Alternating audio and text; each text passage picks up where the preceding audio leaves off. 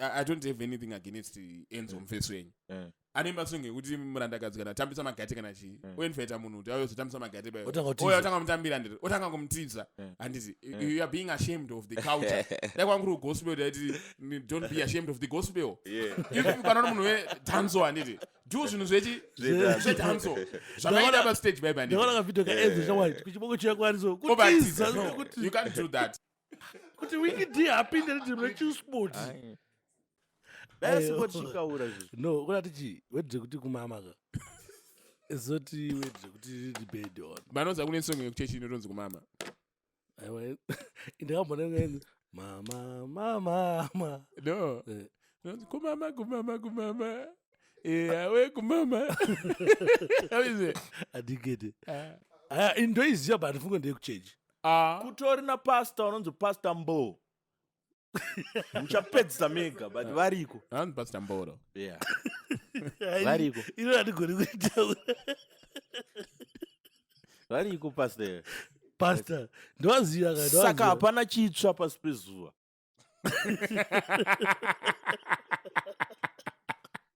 Pastor Mbo ndikwaziya. Ndopa Joseph. Vanonzi Pastor Mboro. Pane malines ekuti ukapusa unotambiswa magemu i250 application Java.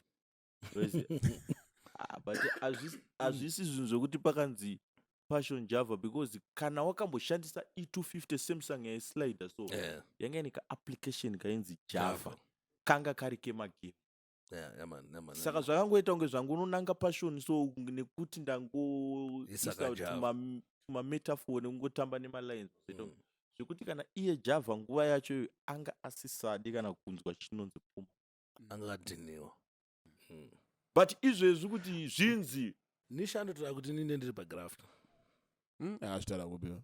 Interview yake na Ola. Wanakomona ita kuti nika ndimanoswera pagraft ni. Pagraft pasiyana ndiri pagraft. No. Graft akuna graft iri. And my artist is apa level ku disrespect even Chillspot. Kuti Freeman haende kuti dimre Chillspot. Haende kuti dimre Chillspot. How do you do that? Haimi munika kupenga kamunako. Levo iroro. Zvinoda Freeman wacho aripo. Do you know unosheni wewe nemuna sinakana basa kati samadedido wewe. Unozive leo zigwe wewe. Ungatoshainiwa na madedido nyaichaye kuti tori nakana dhiri. Okunzwa. Otokushainira. Subaxi. Pasha, Mr. Java. Rock his music. Swag that diggy. Yeah. Swag that diggy. Mr. No. Swag that diggy. Sekuru Ramako. Swag that diggy. Swag that diggy. Swag that diggy. Spark Sansigo. Sekuru Ramako. Uno watch it now. Missy say them a groupie. Not even on the missa ziri chippy that. Bonali da when they whoop cheers. Rasta torova sippy that. And the quateve chatti cheka rurimi even no one's a lippy that. Chakuti chippy anytime me day. Hands zippy. Nechemukata no da snappy dankulens far away ndova lita ne gepi that. Kwanda papa sipa no tarisa mepu ndova farira mamero ne bingo ne kepi that. Napinda jeune kubata ngoma repi and nyura zekumanya se chippy that. Jiri iro zanzi ripi ndine kwanda kava kuri tipi that. Swag that diggy. Swag that diggy. Swag that diggy. Pull that junior. A junior badia. Rozari mkoma song yafane kupulwa manje. Because yakazara malyrics ngebazi. Saka apa taipulo takumbotwa nombonzwe. Kuda kuti vanhu vanzwe simudza chiende mudenga. Swag that diggy. Yeah, swag that diggy.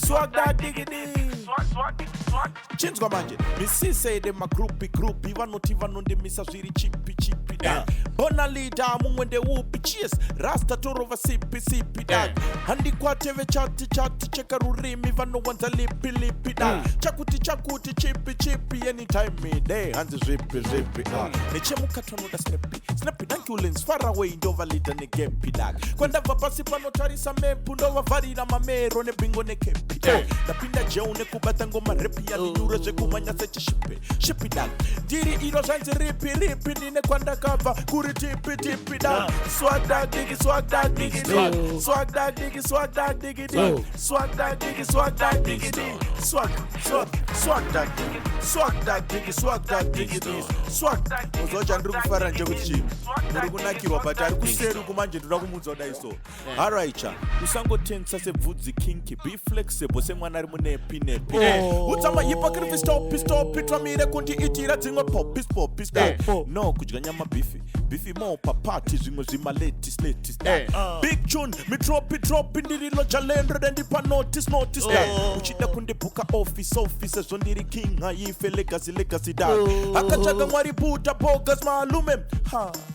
of course dag panetsa jama papi imbwa diki ututuma papi dag pazvinoshupa ihappy kuzvipedza mira tuma fake ndeipi dag ndiri mumepa mino papi ndenge network fb skype dag zviri munzira zviri mupipeline rega ndipedza chete zviri mupipe dag swag dag digi swag dag digi swag dag digi swag dag digi swag dag digi swag dag digi swag dag digi swag dag digi swag dag digi swag dag digi ari kumashure weoya avanakirwa manje chinzwa manje alright tarisa tafamba step ndiri unruly kunge gaza papi teach me off it dagi oh zigo teach me off it clacky da the girl am scream and clap it pandopinda watch the girl am clap it da stiffy dick mana danger kuva ndichiri mudiki da swag dag digi this time ndazopinda ndiri muchiki da unasvika kupi vanoda ndinyura sestiki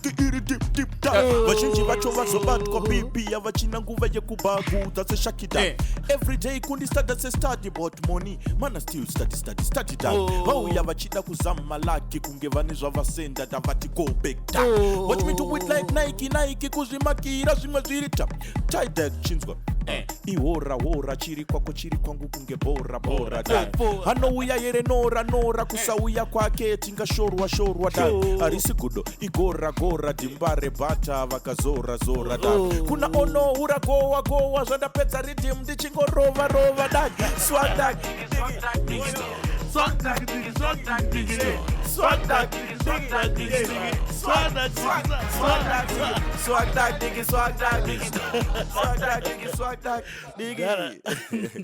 ndara banakira zvokuti vakanga vati vana makamera esakazara vakabudisa ingwe so mati makamera hazina afera mda yes mangemba tora video chero zvabuda ndizvo pakufananidzo yes swag like digi swag dag digi swag dag digi it wezia chistairesh ngati chitambi swag dag digi it swag dag digi it swag dag digi it bwana wanga kudziswa patwa yeah swag dag digi it swag dag oyo malainzi angachiruwa mdara yes ayanoziya malainzi angachiruwa mdara panapa isusuka zvatinoita magona takudaidze mdara tinakirwa nemi chokwadi chacho takangoti isusu ngatimbete chinje kuti isusu todaidza vanhu vatinofarira alright vari pamoyo saka usati wamboya pana pamawadi no vasati pamwe wachazouya but ukaona wakuita application yekuuya kazhinji kacho isusu ngatitozatino vanhu variko tobva tavabata I know maybe first time yenyu kusvika panapa and question imwe kunanga maneta kuinzwa but kuna mwana kwaida kutoinzwa because we believe kuti maplatforms anaya nomwana waona vari kuna naeurope warungu vachina saka ngona kuda kuziva iwaya kuti anombonzi boss Pumacol ndiani Pumacol manje muimbi anditi akazvarwa 27 years ago waiziya ndakazvarwa kumarondera zita rekuberekwa ndinonzi Kundai Ashley Saka waiziya saka Pumacol is there to entertain vanhu nekuti ndo chipo chandakapiwa ndakatombotryawo volleyball ndakambotrya soccer but waiziya saka Pumacol muimbi yeah babo tapanzwisise babo alright chichakazida kuti Pumacol ati no inda kudisada kuimba danzo but chipo chiripo chekuimba but maigona kuimba futi sungura maigona kuimba kana imwe kanindo kana chi but makadisada kuimba mangoma why mangoma ukona inda angokura ndiri munhu wekuti munharaunda mandakakurira munharaunda mekuti mainzwikwa dancehall music waiziya mazuva emadhiwali rhythm mazuva emachi waiziya saka inini manje ndiri munhu wekuti ndikagara pasi ndikadhabhura waiziya ndoona kuri kuenda wave kuti in the next 5 years chinhu ichi chinogona kunge chatoo munomu chakuita sei chakutorohwa kunoku waiziya saka nedzimweni dzenguva ndaitogona kutoti ndiri kuchikoro 2004 ndiri grade 2 handiti ndo mazuva akanetsana haiwa ndiri rasta ini waiziya but haasiriwo maridhim atainzwa tiri kumashure kwangu tone zvimwe zvingungungu zvekuti kujamaica ndokwazvakaita sei kwazvakatangira but ndanga ndaonera kuti kuenda wefi but nekuonera kudaro 2002 ndofunga kumashure ikoko muri grade 2 mamaona kuenda wave aiwa ndiri grade 2 yanga ya 2004 nandatoona kuenda wave kuti chinhu chiri kunakidza vanhu ndeichi sekuru wamakuka grade 2 wangwatoonera kuti ndanga ndatoonera kuti chinhu chichanakidza vanhu ndechikunakidza vanhu ndeichi remember takambotamba inonzi ngiporongi aporongi handiti ini ndandotamba porongi ndaiinzwa ichiridzwa but waiti ukaridza dancehall song ndopo waindoona nchisimuka saka muklasi mandaidzidza inini vanhu vanga vakutoziva kuti uyu ndiwe mangoma but inini handaumbobvera ndagara pasi ndanyora song 2004 2005 2006 chigai chandaita ndainonzwa wingd ndainonzwa gasporia obvious vanhu vachaziva kuti ansiyana nesu vekurokesheni handiti kana ndazovaona vane godo waiziya but ini ndainobata vhesi rekuti vanhu vazhinji anogona kunge asingaziva kuti iri vhesi rawingd ndichitovarwera muklasi kusvika kutoti munhu anorova mangoma waiziya ndaidza kunzi tashinga primary padhuze nepamwana ndishi mwana ndishe kusasu kuma51 kutafarwa ma51 machima 8 chichizvidzika ndaidzidza patashinga pama8 yeah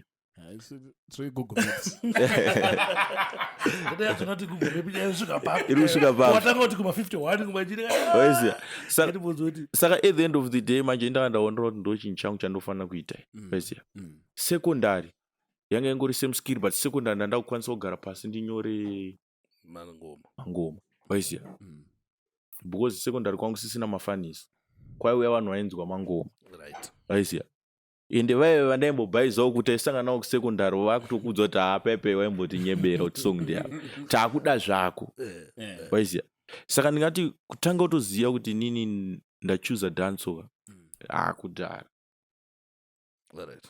mandishoka pamati 2004 muri grade 2 mama ndiona vati ipapo tiri papa nanzonatafara mabvuku kwanika from mazira andoiteni ndokukabva platinum prince pandakazoona na platinum prince muchitenge muri kunyatsonzwanana chii chainyatsoitii unoziva kuti vaivai ini handisi kuti handinzwanani nawo but zvinhu zvanga zvingori paground waiziya kana tichitaura dhiriri handiti ukaona uri munhu wekuti munhu ndewe kumaraini kwako but you try by all means kuti udzore volume munhu iyeye handiti pachena hakusisina kuti uri kunakirwa nedhiri kwakutorwadziwa nedhiri waiziya and then kana uchirwadziwa nedhiri manje inini handingambosiyeka uchirwadziwa nedhiri of which kuti kunzi kumabvuku kusimudzwe vanhu handiti ukatoshaya Pumacol hapana kutaurwa mabvuku izvezvi ukashaya Janos hapana kutaurwa mabvuku waiziya asa unombobviraona kuti pataurwa Janus kana pataurwa Pumacol kana pataurwa Platinum Prince Pumacol azoenda achinonoti ngoni kambarame hana basa aiziya ndokubata saka iye semunhu mukuru because munhu mukuru kwatiri pamakore isusu kuti mubatisise munhu mukuru kwatiri pamakore handiti pamakore saka wega unofanira kungodhabhura nekucalculata kuti aiwa inini semunhu mukuru ndiri kufanira kudai waiziya alright iye akaona munhu achisimuka kumanani kwake akatanga kumurwisa ndo in short ndozvamukuedza kutaura kwete in short ndo zvatiri kutaura ndo zvakatiitika waiziya adziwa nenew talent but before musati mane mbiri maimbolingawo here kumastudio ivo panguva yaipisa because panguva yaipisa vaisatotimhoresa inini izvezvi ndokuudzai kuti kumabvuku kune mamwe maartist akaita sana Zimpogba ana Magic waiziya ndikada kutaura list racho rogona kusvika kana 100 waiziya but tiri kutoona potential yekutoti Pogba akatora cup but ini handichandombotaura anything bad about Pogba kuno vanhu vekuti pamwe matotangonzwa zita iroro anonzi Magic waiziya but handitaure anything bad about waiziya kana ndisingori neine dhiri naye handabasa naye waiziya but kana chiita zvinhu zvake zvichinomberereka nditese mwana wemumusha waiziya each one afi help one kuti zvinhu zviende mberi kutoti mumwe munhu anenge achidzora volume kuti zvinhu zvemunhu zviri kuenda mberi zvidzikire harisiro atrake remadhisi atrake kuti iye tiringomuziva kuti anongodhisa chero munhu anongoro atiro rekurwadziwa aiwa ini anambobvira andidhisa zvake but akaratidza kuti ari kurwadziwa ndakaona mapost pafacebook waiziya but nyaya yacho takazongoitora kunzi Pumacol uya tigare pasi waiziya titaure kuti tione kuti iye ari kubuda neside ripi waiziya but side racho rakangobuda zvekuti kuvanhu rangoratidza kuti aiwa munhu haasi kuita sei haasi kunakirwa nestyle and pattern ina handina anything bad chandinoti ndinorwadziwa naye kana kuti ndine chii handina musi wandambonzi kana unzi Pumacol tiri kukuda kwamutoko ubva uzoona kuti unzi tazoisa Platinum Prince no handazvimba handiti ini ndoita zvinhu zvangu ndega iye anoita zvinhu zvake ane seko rake ndeseko rangu waiziya saka zigo kana wopinda museko raSparks ratongogodo ringori pachena that's all I can say waiziya pamatara example yenyama matara nekwamutoko wakaona vhidhio kwamutoko ino Mutoko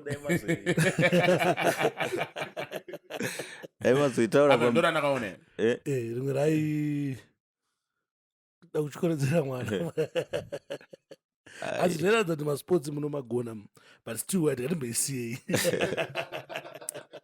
tizoitaura nechepamberi inongovhiwa yatopinda mudariro maona public opinion on that sai muri kuti chii ndoda kunyazonzwisa kuti mangotaura kuti wakaona vhidhiyo nasi kuziva kuti muda kuti nditi chiini indasobvunza makaona here public opinion on that kuti vanhu vari kuti chii right zvazvakanakira ka ini ndakabata microphone yangu handiti handobata yangu yakamira ndiyega imi makabata handiti right Sparks iwewo kusaidi kwako iwo uri kuti chii nevhidhiyo alright inini maona ndakaita vhidhiyo ndika ini semunhu anoteedza culture yedhanzo nekuona zvinoitika dhanzo because dhanzo is not something chatakatanga isusu tinenge takatochiona zvinhu zvese zvakaitika pastage is not something chinyowani kana kuti chinoshamisira muculture yedhanzo but nematsika nemagariro edu emuno muZimbabwe nekuzofunga kuti but chimoko chake chikufunge chii mukadzi wake ari kufunge chii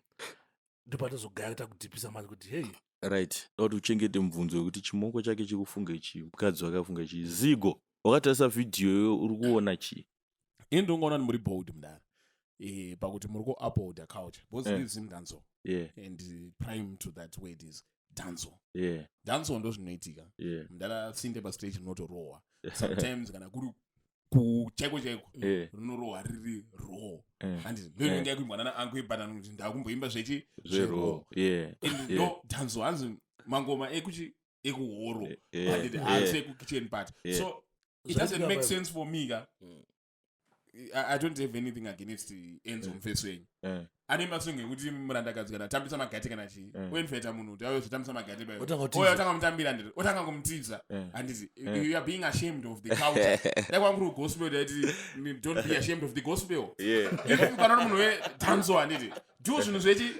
zvedanso zvakaita pastage baiba Ndikaona kavideo kaEnzo chawaiti kuchibongo chiyakwaniso kutiza you can't do that ndakaenda kunonzi kustrip club a week ago and handina mai mwana you get what I mean and stripper baraya pamberi pangu baratanga kunditambira rakanyanzondivhurira everything and you get what I mean inini baraya ndatanga kuti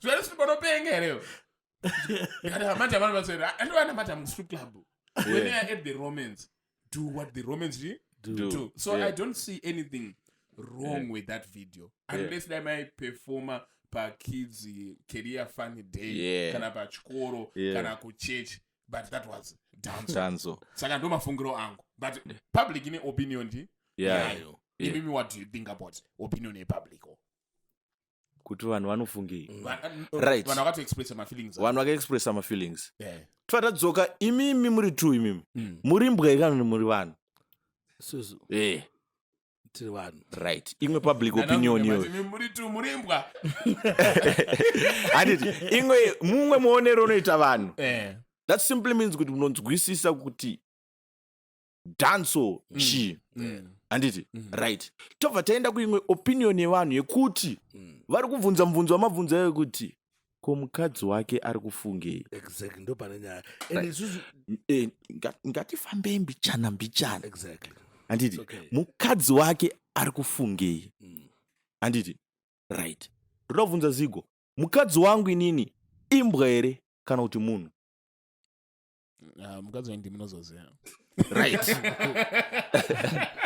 aiwa zigo mukadzi wangu ungadaro wakuteerera madhamu mai mukayopindura mubvu ndati mukadzi wangu imbwa here kana kuti munhu handiti pindura mubvu pamanomotukana nemukadzi wako uimbwa kana ndizoziva puma ngati mpindure mukadzi wenyu munhu handiti right ndobva ndaenda oright rega ndiende futi kuimwe negative side ndisanda ndova ndadzoka ipapo kuti madhamu ari kufungei handiti kune mamwe macomments ekuti inonyorwa mucomment kuti inini handimboitirwe zvakadaro ini munhu wechikadzi handimboitirwe zvakadaro ini ndini ndikaitirwa zvakadaro marriage inobva yapera weiziya amani saka mukuedza kuti inini madhamu yangu ikaona comment yakadaro yobva yapedza marriage nekuti yaona kuti wati ndirini nemunetsero kuita mamarriage nemunetsero kuita varume mazuva ano varume havasi kuwanika zvekumhanya especially vari straight kunge isusu so not just straight aiwa but swag didi especially vari straight kunge isusu especially vari straight kunge isusu so hatisi kuwanika zvekumhanya eziya right inini semutauriro wamaita inini madhamu wangu mupinduro waita zigo nemupinduro waitawo munhu ari kusaidi kwenyu she knows kuti basa kwadedi because dzimwe dzenguva ndotomboenda naye kumashow but vana vamunhu tondisiya ndotoenda pastage apo ndotonoti zvamakatakura mai ndova ndatotitambisa muzinda wemani vandatoti swagdagdigi ndova ndatombotiwo ziya mwana aende waiziya tadzika votogara mumotikari medu todzokera but baba manje mama kuexposa skill pane skill yanga makuratidza alright zigo ndo dance sendiri kuti vari kusaidi kwenyu asi kuriwo kuti hapana kumbondipisira but kwete apa ndine vhidhiyo yekuti ndaidiridza vasikana ndakariona ndichiti mushengenenge unobhamba waiziya vasikana vachidiridzwa waiziya ndakaiona vhidhiyo but vhidhiyo ichibuda mukadzi anga ane nhumbu ndofunga ine 6-7 months yaashleyan mumba hamuna kurarika waiziya mumba hamuna kurarika satoregedza kakuita zvebasa handiti pakafiwa nenzara sei hau hawatonzwisisa because zvakanzi toregedza kuita zvebasa handiti basa obvious vanhu anoita se bararegerwa papachifiwa nechi nzara. Waiziya but nekuti baba alright nekuti dance haisi music yechipostori Yeah man. waiziya Yeah man. handikwanise kuti inini ndonorepresenta chipostori ndiri mumangoma handikwanise kutora mangoma ndichinomaimba muchipostori. Right. Ndikuibata. Waiziya saka nekuti Pumacol ndewe mangoma anofana kuita mangoma is danso and danso. Let me just hold you there. And there's no expose yatinoti hypocrisy kana unotibvunza about Madam Menyu. Mavideo anoshootwa Freeman atisati ambona video raakashuta nemukadzi wake. Chapreza tone video raakashuta nemukadzi wake. They do nemavideo vixen. Mamwe anenge akapfeka kakasvika apa. Mamwe anenge akadipa mwa anobopinda mugumbeze vese. But people they don't ask kuti mukadzi anozoti chii.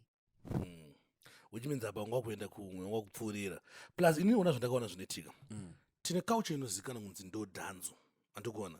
Tese tinotozviziva kuti dhanzo inoitwa sei. And tozviona zvichiitwa na Kateu. Tinozviona zvichiitwa na Shangu. Zvichitoitwa zvinhu ana conscience oita sandika. But zvakaitwa newedu isusu andika.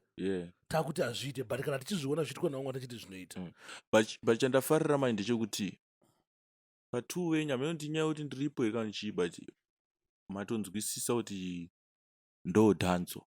Which means by 100% yevanhu vari kukana ndikatasa comment section ka. Waiziya vanhu chauda wanyanyisa nje kuti mukadzi wako ari kuti chi but they know kuti ndo mangoma. Vari kutoenda the other side vari kuvunzwa mukadzi wako ari kuti chi. Enini vanhu vakatosvika kuma extreme zvekusvika pakuita nyaya yekuti Pumacol akarambwa nemukadzi after this video. Amekana makambeona that article. Pumacol izvi asitona mukadzi wakatomuramba just because of that video kwamutoko. Ima munaurambwa ere nemukadzi? Alright, ndichitoya kuno kuSparks.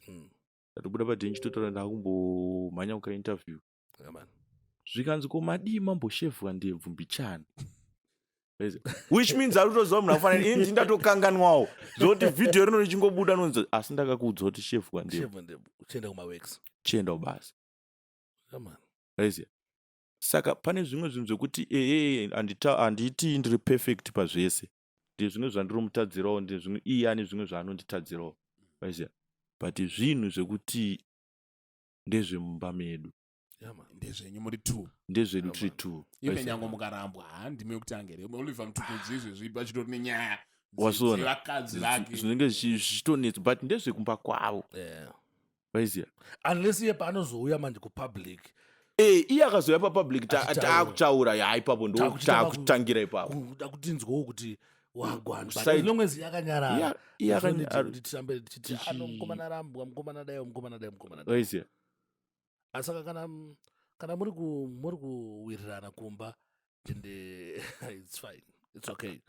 Zvese bo zvokuti zvimwe zvacho hatizotaura unozivawo pane mablessings ekuti unozongo polish kwawo nini but iyayo bo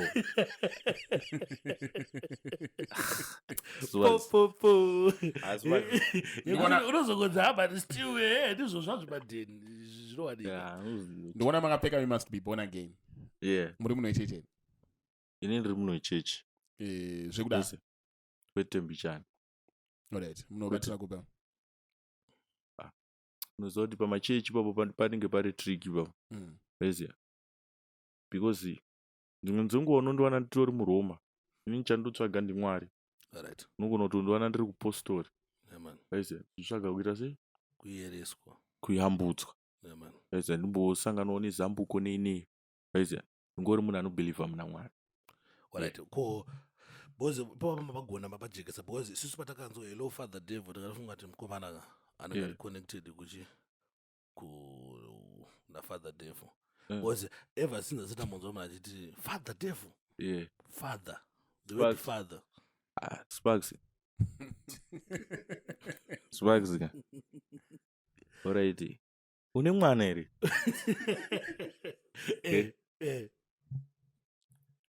Ini ndonzi baba Ashlian kana tiri kumba.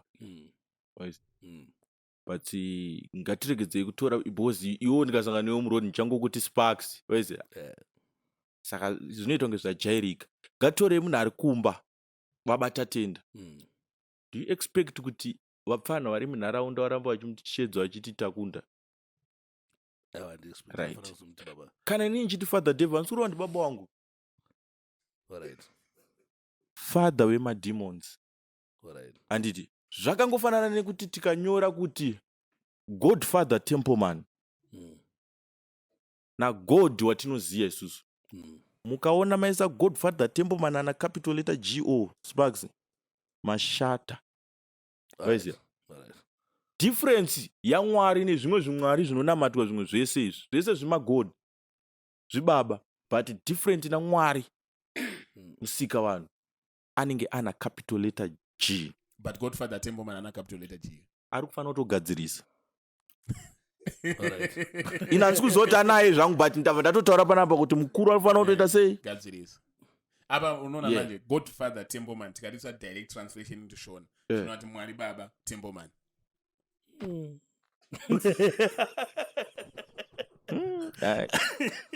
I think inini from today inini ndakwati ghetto president.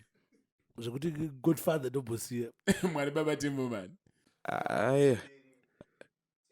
Aiwa. Amana, ngatisei capital letter G zvinhu zvireruke. Zvisiyane. Mwari. Ndiri kutaura spelling yo kana yangoiswa capital letter. Because the last time I checked yange ne small letter ndikutonzwonewo kuti ni capital letter. Hakuna munhu anotazita ne small letter. Rinenge rastori zita, rinenge ra a word.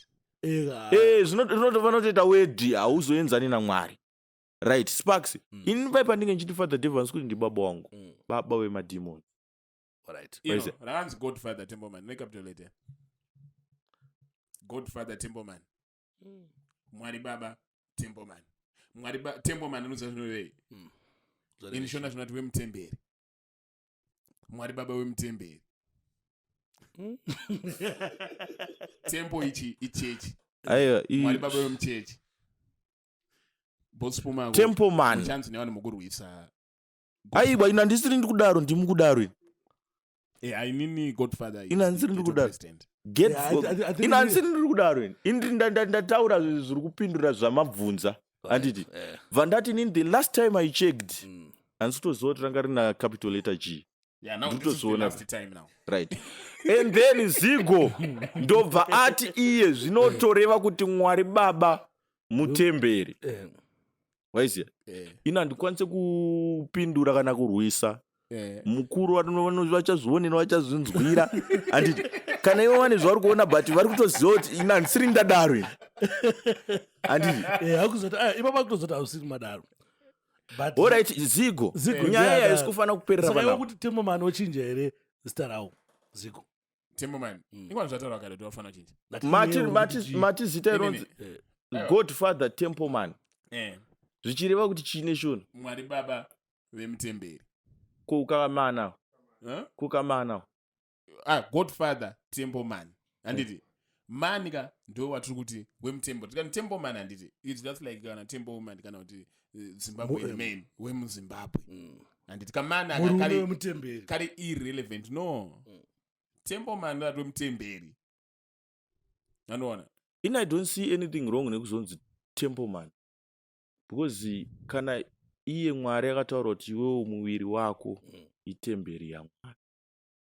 Right. Pauri papo Sparks itemberi yaMwari. Right. Which means ndopepe panozonzi aufani kutadza. Waiziya? Nekuti uri church yaMwari. Yeah man. True. Vesi ramaisa manje kai. Sababa mamuri ma stage bebe muchirova na iroisa temberi. Papi. Temberi yaMwari ndo pa stage. Swag dog. Temberi yaMwari bebe. Zaitika kwa mtoko. Ndio amaroisa. Matembo pasa. Right. Rega ndikudze kune chinhu chinonzi zvekuti kana iye Jesu chaiye. Anditi. Aifamba nema Jesus masandake zvakasvika uko. Waizva? Trend ikasvika pakuchinja kusvika pakuti inini ndakapfeka Jordan. Anditi.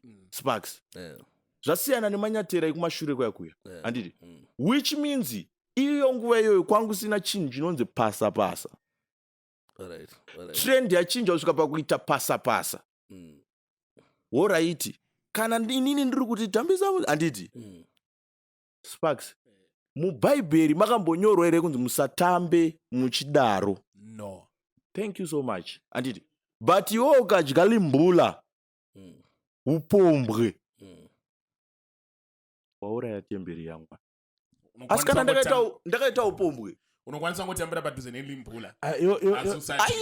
iwaona kuita upombwe ukaita fornication chichocho neshona upombwe aiwa igwiti chichocho shona yekunafana kuta sei no uyo akangotora temberi yaMwari vangoitambisa padhuze nelimbulani chete akuita cheupombwe akaita gwiti iri mubhaibheri here papi mubhaibheri patowana zvefornication patowana kunzi musaite gwiti reshona racho saka gwiti manje ndezvekuti mangofilana maita sei hamuna kuzonyatsorovana henyu asi mangofilana amana Sparks musanditi unge ndopenga handiti aiwa musanditi unge ndopenga zvandikutaura mukuzviziya muda kungotsvaga pamuda kuenda amana oraiti Ramsinoa kana akisana naGenevieve Nudge handiti kana utora kuti Genevieve Nudge anonzi mukadzi wake naine idu handiti ndezveacting chichizva zvatoti picture yabuda kana kuti performative performance saka aita gwiti here ndoyo anongo aita rega ndikuudze Sparks unoziva kuti ndikutaura alright kuona wakaacta movie raJesu anonzani Josepha naMary pavaiacta vachibuditsa picture vakaita gwiti here ipapo waudairira pasi nekuti rafirimu raJesu ndanzwisa point yamatara yekuti makati father devil the same way yatinoona kuti baba Ashley and Satan takatoona tane vana vake pane pamwe mubhaibheri vanozonzi the father of lies kureva kuti baba vechi vezvenhema baba vechi venhema ndo pamakazoti hello father devil but regardless what inspired you kuti rega ndimbonyorera father devil tsamba iwe uvunga kwako Satani izvezvi akatendeuka chii chinoitika pasi panapa hapana pane tuma interview alright kanizvipindure ndega Satani akatendeuka which means tasunungurwa ona ndopanopangumbwa tawanirwa nyasha saka mukateerera songo yekuti father devil iyoka kwekupedzisira kwacho inozotaura kuti ndiri kuda short meeting newe underground zvimwe tingaite tumadealing newe underground bhuku rakanzi Holy Bible tiri underground toverenga from Genesis to Revelations underground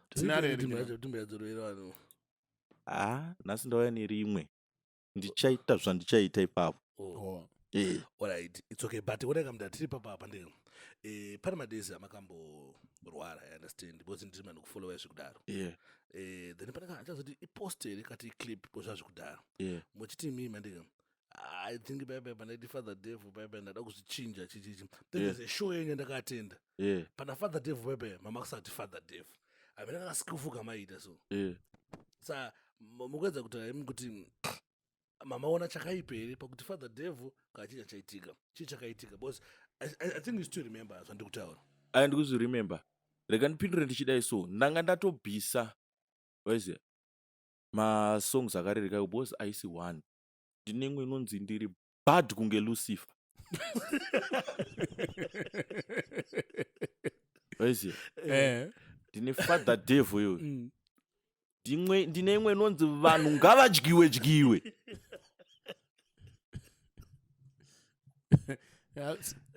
waiziya but at the end of the day ka Sparks uremangoma anogona kundudza kuti iyi ndoiziya kumaziya but vamwe vanhu vari kumba anogona kutaura kuti aindoziva kuti father devil chete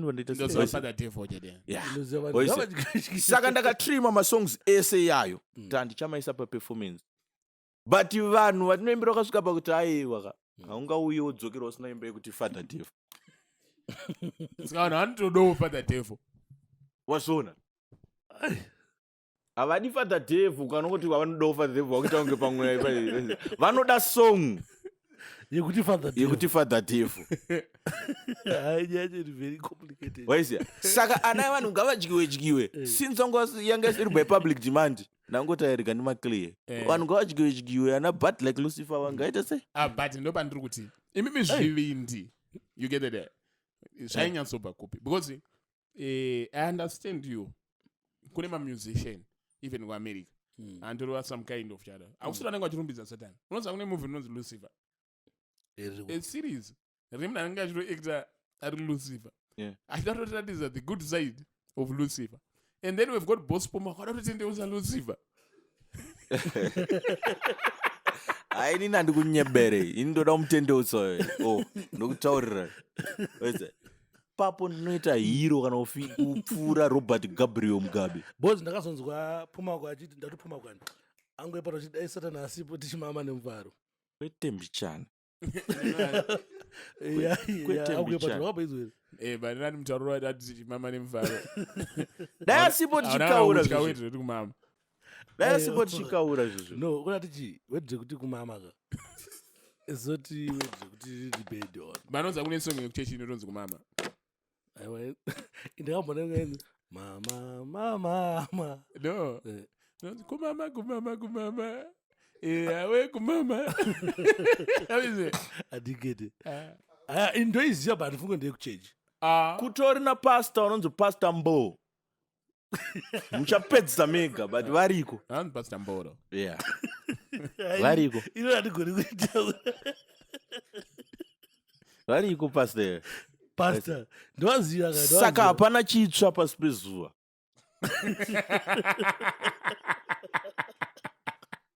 Pastor Mbo ndikwaziva ndopaJoseph vanonzi Pastor Mboro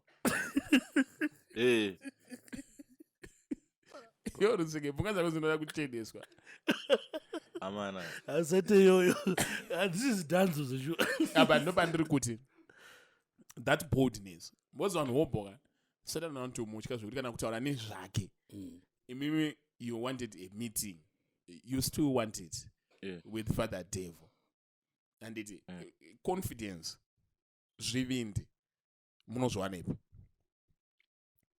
no weapon formed against me shall prosper 4 sando dzenyu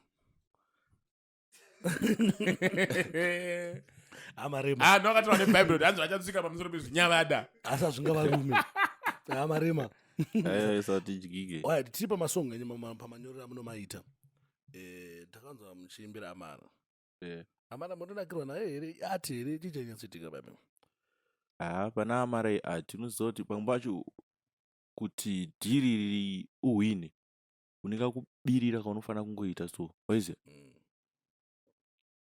neusvasvikamo wangu kuti hai munhu ibharanzi ukaoneka uchisimudza muromo uchiudza amara kuti ndokuda vanhu vanotoshamisa kuti timuone munhu wacho anoita nezvei waiziva saka ndopaive panozonzi mumwe munhu anongouya akangozvizora kana madhaga waiziva but pane vanhu vakarowa masutu pane vanhu vanototaura kuti toda kuita zvebasa but munhu iye akazvizora madhaga ndiye anonhongo achienda kutonzi aiwa sofawo ndiye ari kupisa waiziva saka zvinozongoti wega unofanira kuonera ungoti indofanira pane zvinhu zvinongoda kungobayiwawo 1 2 3 kungoti dhiri ritese riende pamberi and izvezvi hazvo ranga riri art and it's still art but mamutarisa mara munomona sei aiwa pombi nyange achizvinzwa yamahwambe but makazombolenga matorwa namba experience muchimuona akagara apa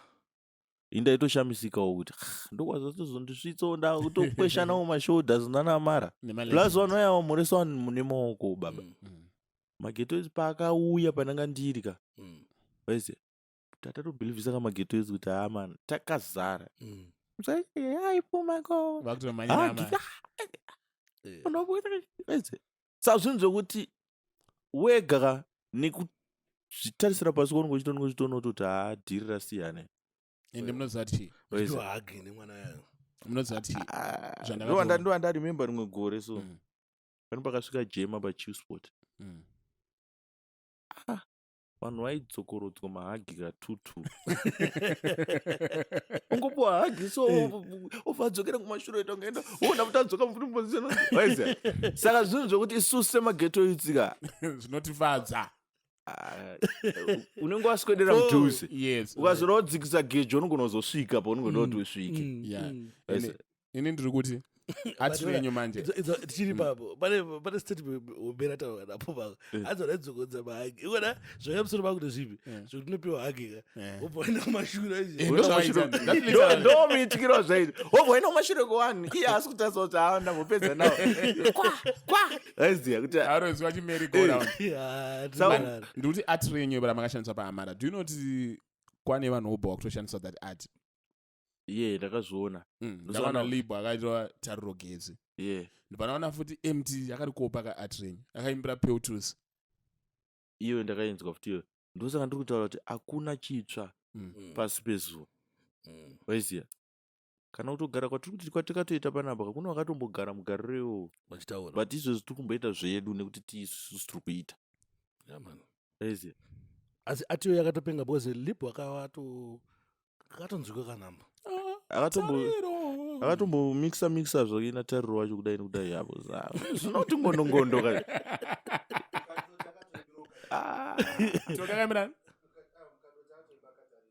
mukadoti akatari naipisa ri madesign isati wafana totonzwa imimi ndi mningi wakomo yedu isu tandiri wakoma yenyu bani makurumidza ungwa vos 2002 ka mama taona kuti zimdanzwa muri grade 2 isusu vantonoti ainodya zvokuti pakuonera paipa hamtiri wakoma wedu anyway but pane song yamakaita inonzi mene dzemastands mama ndiriblwa nemene ipi kaya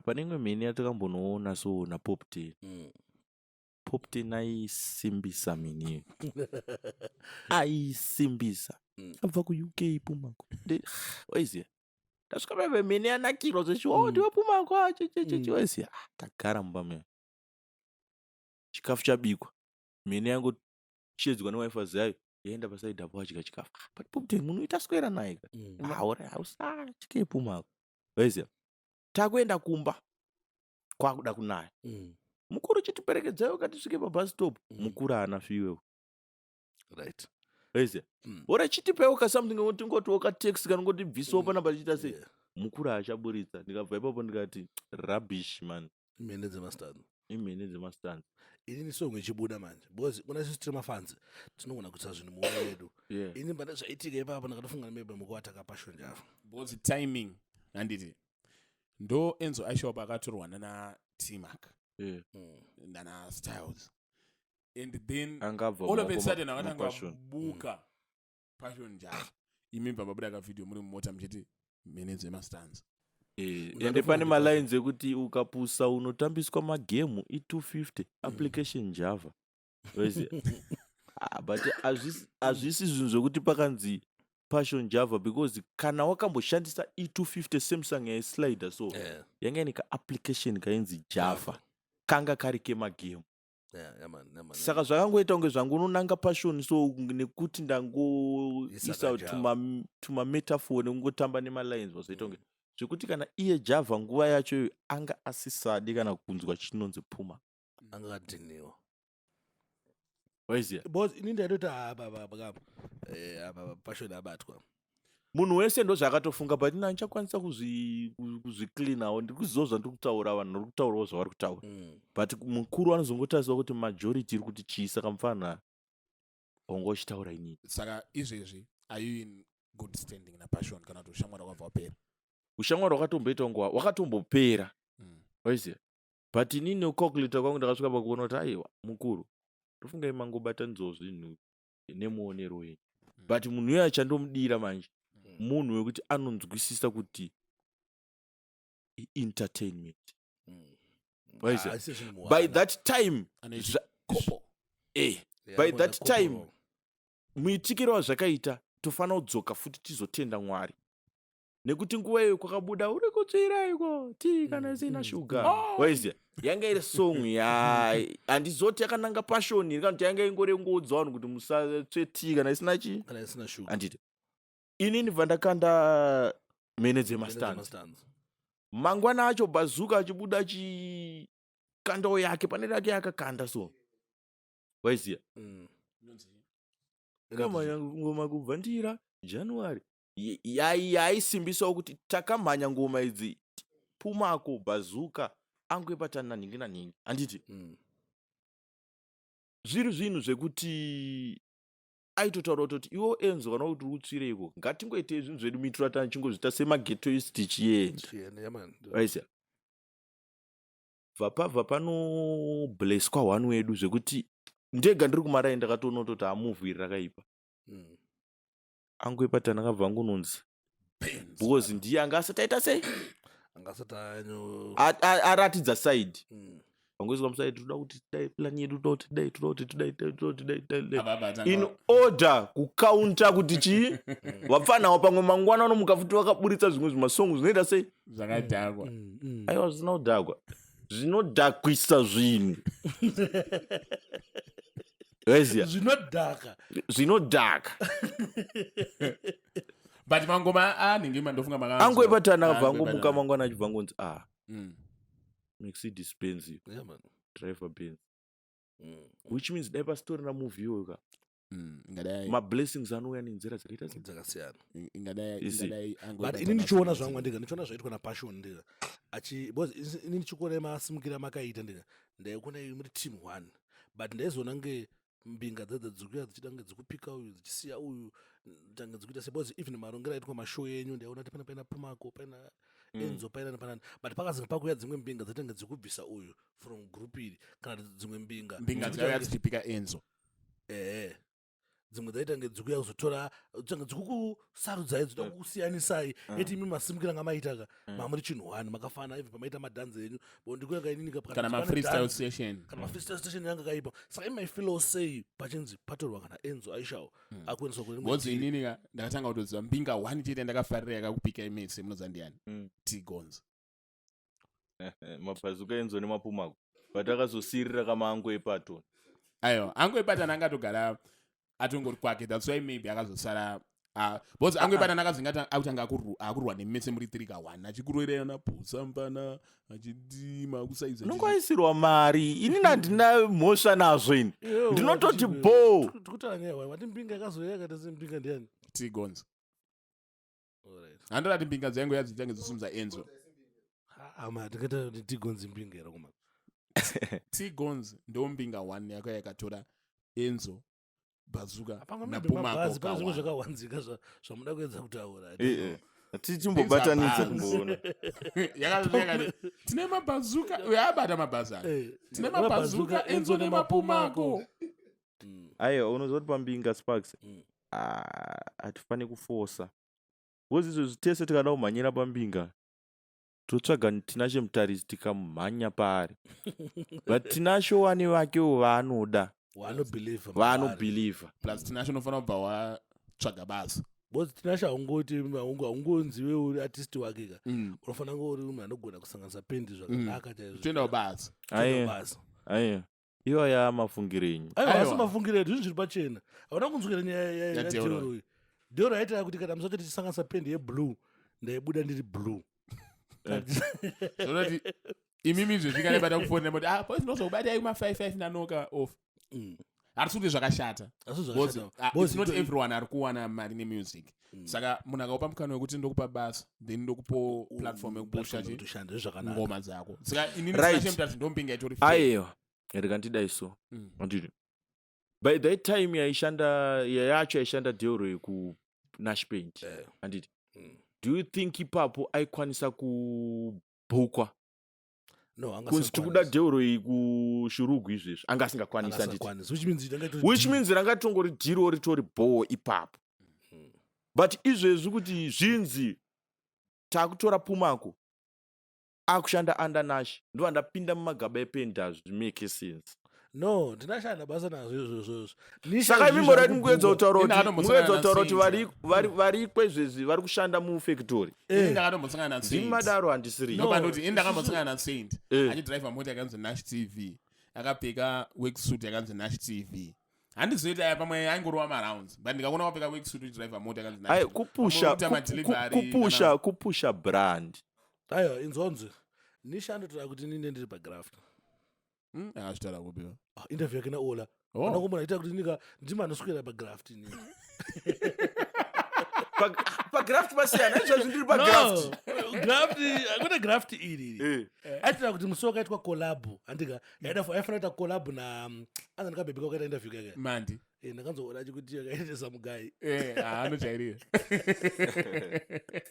samugai pakaita anzani mandi nesamugai andika interview andika handizoni nanisha inini ndakatozosvikawo kumatime ndichibva kumawex hai baba kuna Of which inini Mandi anganditi avanenge vatori chi kubasa chichi. ndizvati kutaura kakuti nyange uchibhukwa iwewo mashows andika zvakaita Pumacol ifana ngo iwewo Friday andika unochesa na 4 na 5 of enda kushow Ubona kuti idia fona.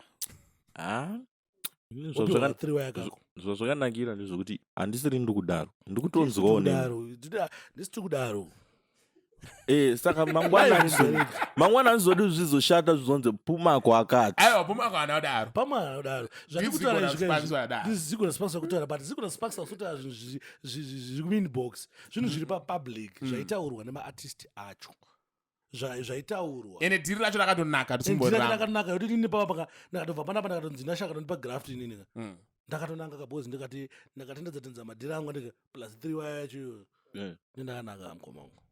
Saka todzoka panyaya yamutaura kuti Mbinga tisanyanyoita sei? Pana ipapo madzoka mani ndikanichitaura Mbinga irwadzi ikanzi yasumudza Enzo kana kuti yasumudza Bazooker hazvifani kundi affecta inini because inguva chete mangwana ndiwo vhiri remota rirambe richitsika nepanhu 1 waiziya pane nguva yekutoti kwakatomboya vaenzana mambondini vekuti vaitaura kuti hatikwanise kuti paitwe freestyle kana ndinzi ndaita show kulake ukoko mota dzondisira mufano wangu Pumacol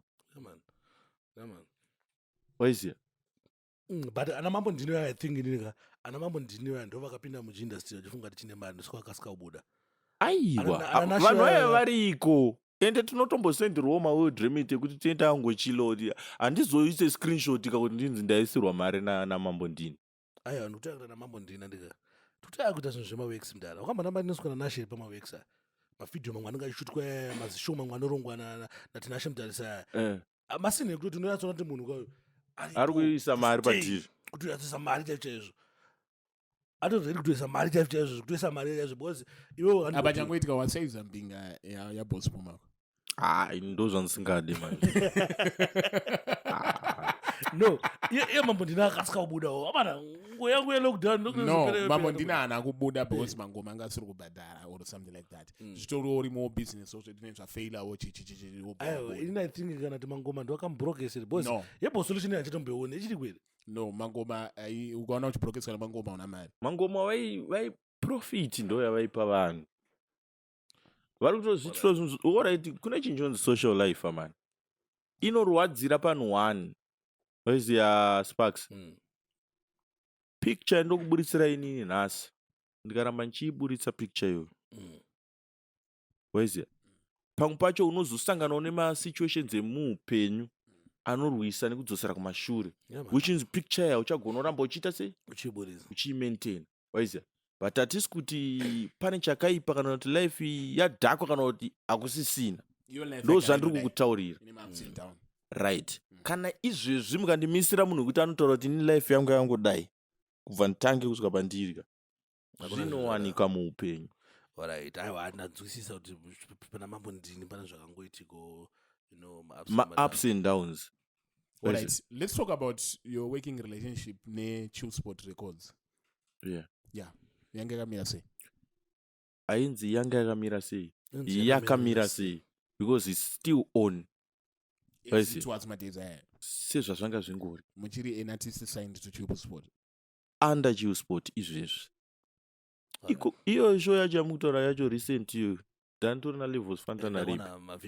But mitikiro wazvinoita manje ndeyokuti dzimwe nedzenguva kune kunonzi kuri kungodiwa Pumacol. There's no need yekuti tiende tese. Kune kunonzi kuri kungodiwa levels na Fantan. There's no need yekuti tiende tese. Kune kunonzi kudiwa Ribe. There's no need yekuti isusu titere.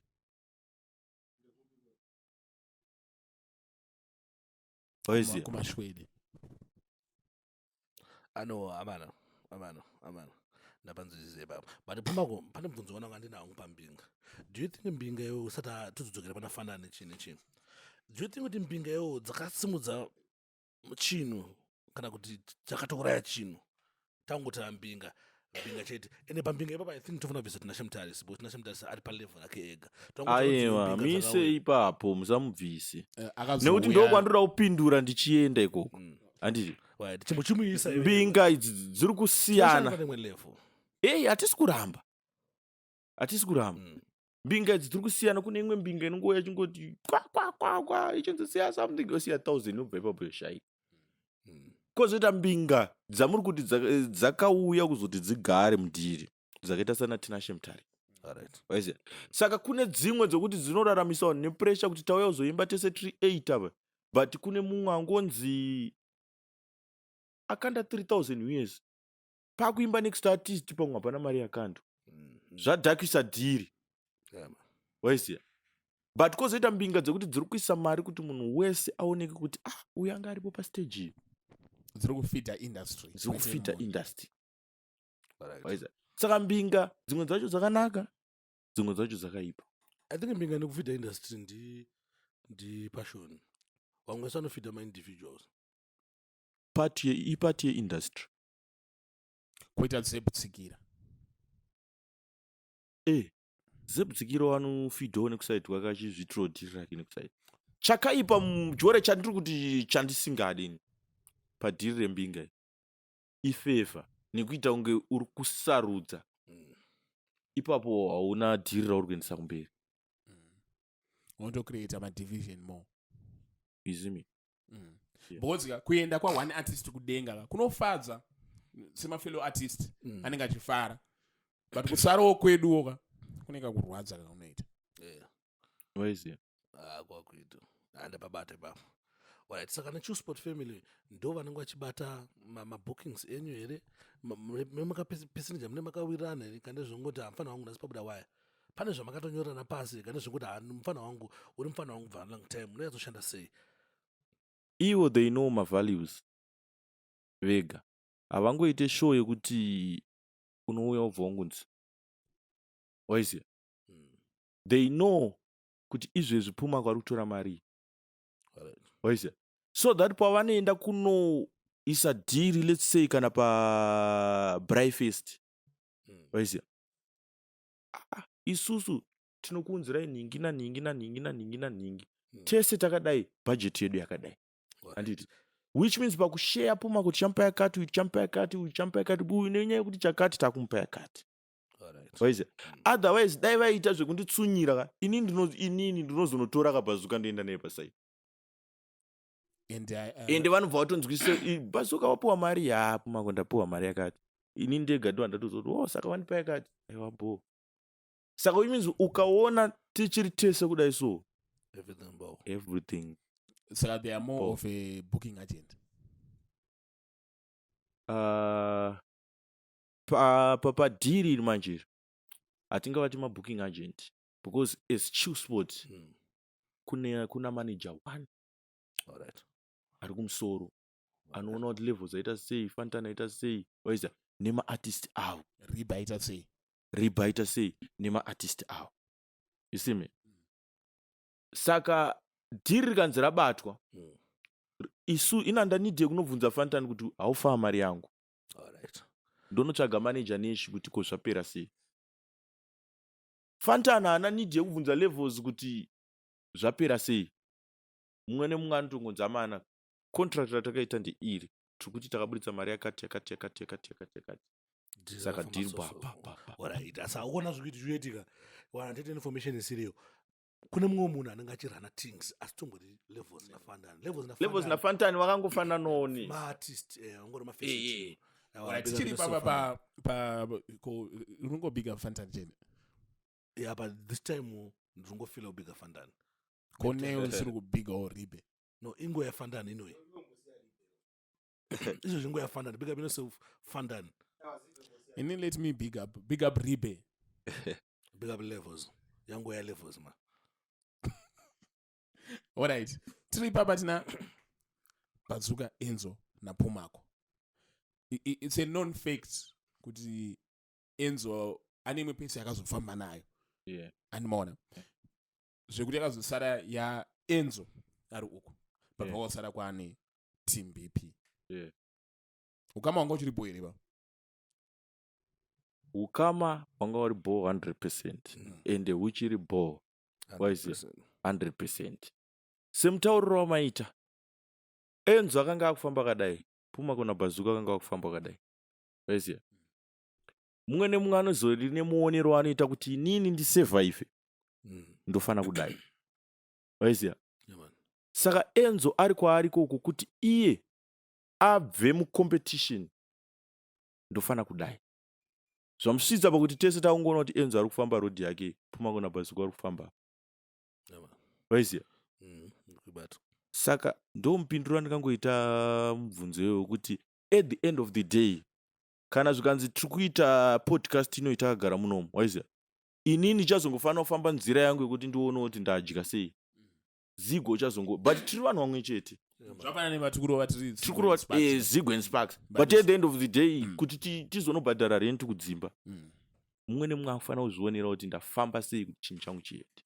Sparks anozoenda mainterview ake kumfakosi ndoita angu yekunana Capitoko waiziya asi Zigo ndazoona ndamurova but what I Zigo said the problem naye inyaya yedu tutu ndo zvaanoita even mafans they know kuti Zigo ndo zvaanoita but inzwaunzi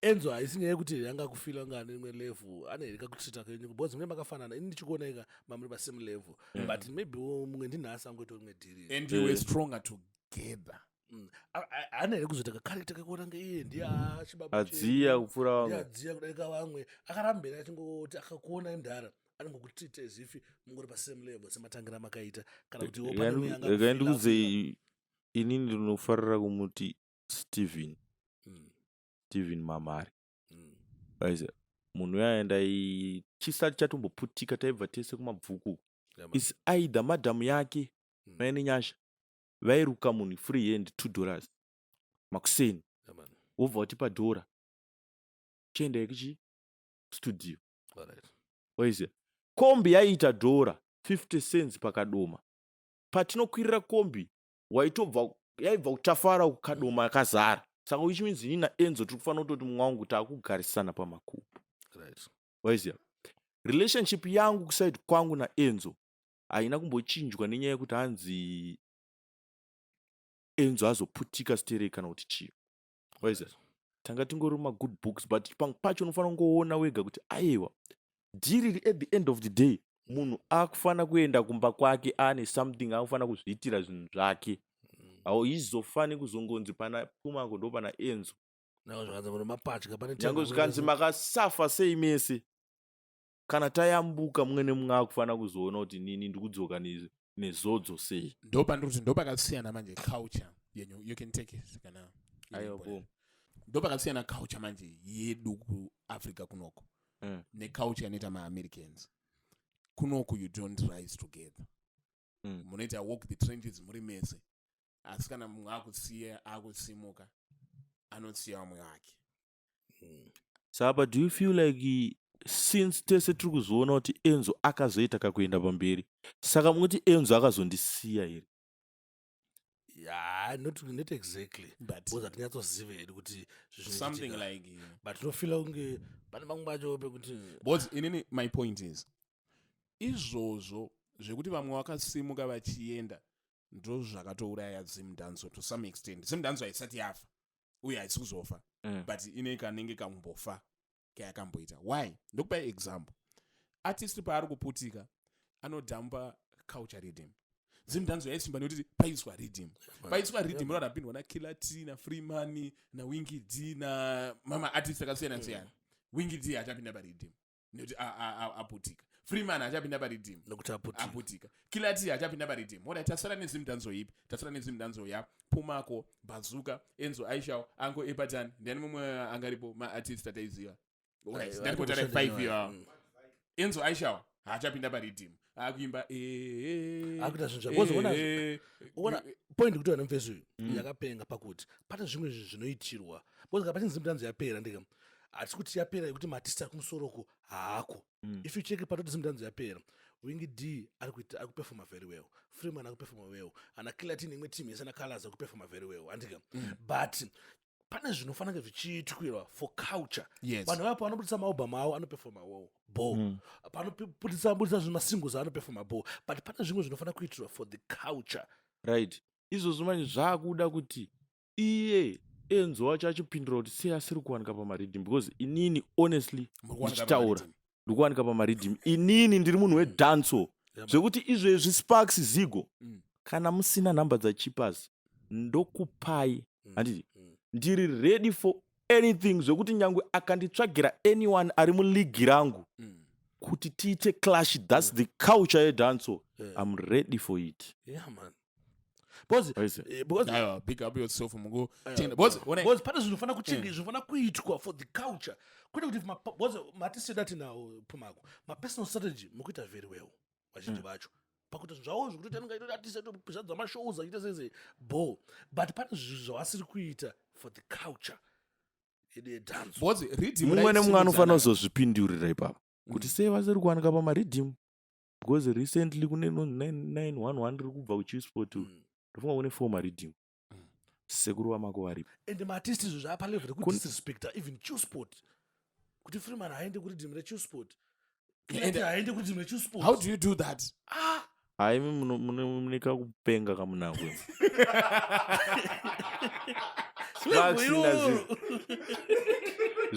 zvinoda Freeman wacho aripo kuti Wingy D apinde rhythm reChillspot.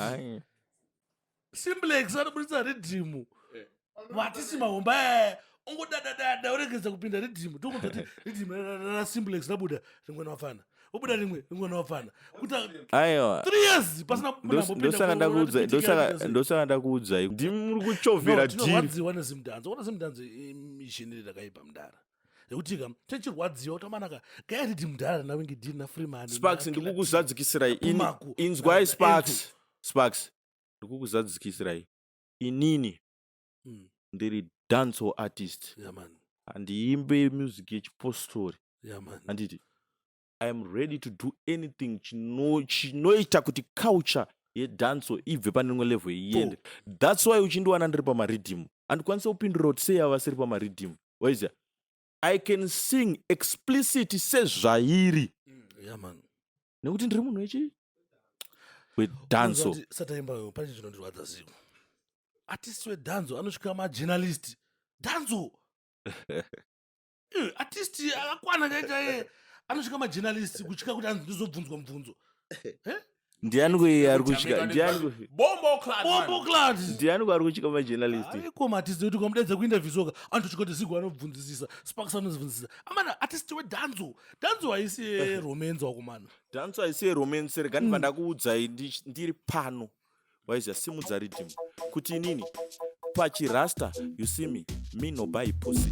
Let me make it clear handitenge pussy anything me love you fuck pussy ngave fat kana tight asi pussy rule number 1 ngaive yakachena pussy rasta avadye nyama rasta avadye pussy well I gotta be honest inini ndoda pussy kana majoma vanoto respecta pussy ndoti yes baby uri sei ndatanga conversation kuitira kuzorova pussy oti ndeipi yako uri sei adaira conversation kuitira kuzorowa pussy kunzi Pull that Junior bad. Zigo. DJ pull that Junior. Ene ndiri munhu wemangoma. Yeah man. Simudza rhythm. Okay. Ndikandiri simudze. Simudza rhythm. Ndoda kuti mubatisise ndichitaura nyaya iyi. Uchazondiudza kuti wadzidzei. Let's go. All right. pachirasta inini minobai pussy. Let me make clear handitenge pussy. Anything me love fuck pussy ngave fat kana tight as pussy. Rule number 1 ngaive yakachena pussy. Pumacol wadye nyama, Pumacol wadye pussy well. I gotta be honest inini ndo da pussy kana majoma vanoto respect a pussy zonzi. Yes baby, uri say ndatanga conversation kuita kuzorowa pussy oti ndeipi yako uri say adaira conversation kuita kuzorowa pussy kunzi fata we Roma kunjenga urova pussy sister we Roma njenga kuzorowa pussy well. Let me tell you nezve chinhu chinonze pussy chine makuva pasi chinhu chinonze pussy tazoviga vakawanda nekuda kwayo pussy.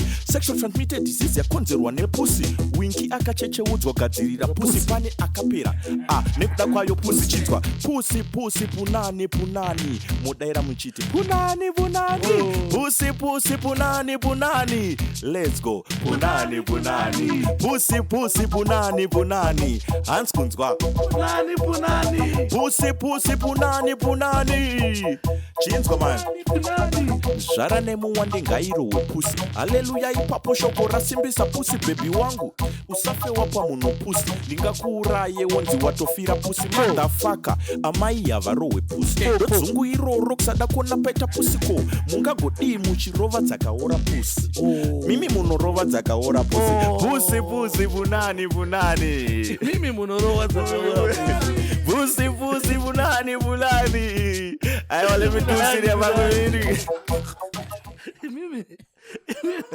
mimi munorova dzakaora pussy abdara imbondidzokorodzera iri mundomboimbawo dzimwe dzeuchenjera anoda dzeuchenjera inini music neuchenjera handoifarira dzinochenjeri muziya dakana nangokonekta kamentality kane vanhu vanoda music nemessage and izvozvo ndozvikuita kuti sometimes votes atazonyatsorira mudiro watinitati arire because it's either ari kuimba about depression, ari kuimba about suicide, ari kuimba about poverty, ari kuimba wamwe ari kuimba kuti pepe rangu moyo wapwanya. I think zofana kusangana ndiite point yandaburisa kuti votes pakaimba dance na Master 8. That song, it's a song, it's a message, but yakapisa. Why? Vanhu takana takatoomerwa ende nhamo haisizombobva izvezvi.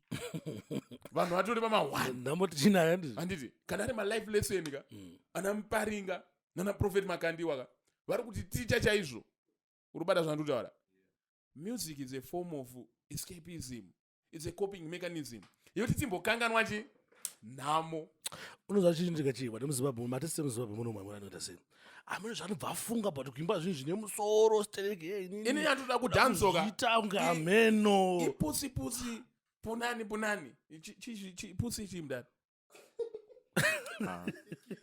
nditsvagirewo mvura ndimbo rega tiende kusoki nemessage tsvagirewo mvura ndimbo pusi chi andosanda tobvunza kuti pusi chi pusi bandikubatsireni check your dictionary zigo pusi andika isikarudzi yechidzimai. Ndo pamba chinzi nditenge pusi komanje pachinzi badman wina suck pussy now hatidye pusi hatidye pussy but pane bandada panzi motherfucker hatidye pusi yamai ndokufarise ko hanzi yamai amai avari wepusi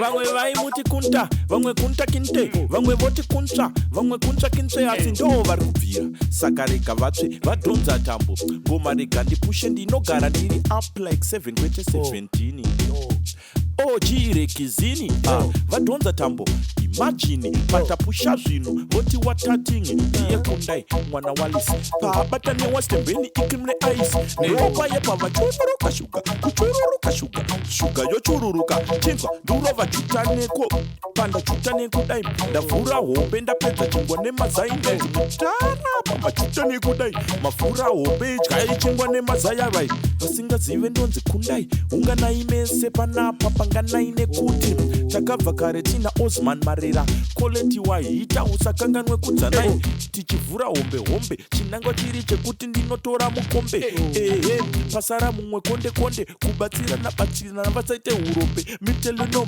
tokubvura ngoma kuita kubvukubvu kutsubuda mabharanzi toita sudusuda right ndopaye pavaona torira sengoma yevanhu vakuru kunge ngundungundu dzanzi siyai vafanava vahombe vafanava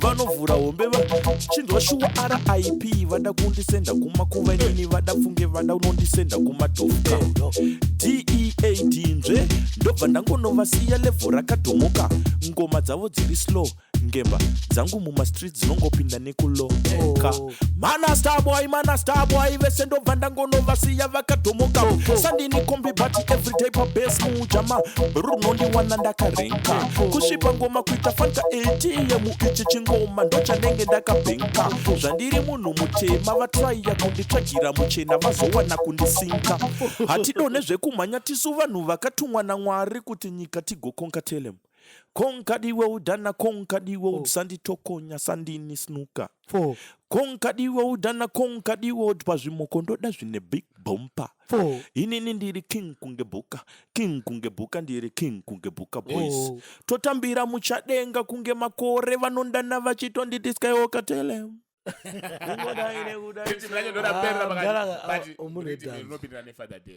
hausiri waposa ridhimini ratopera malyrics asati apera akawandisa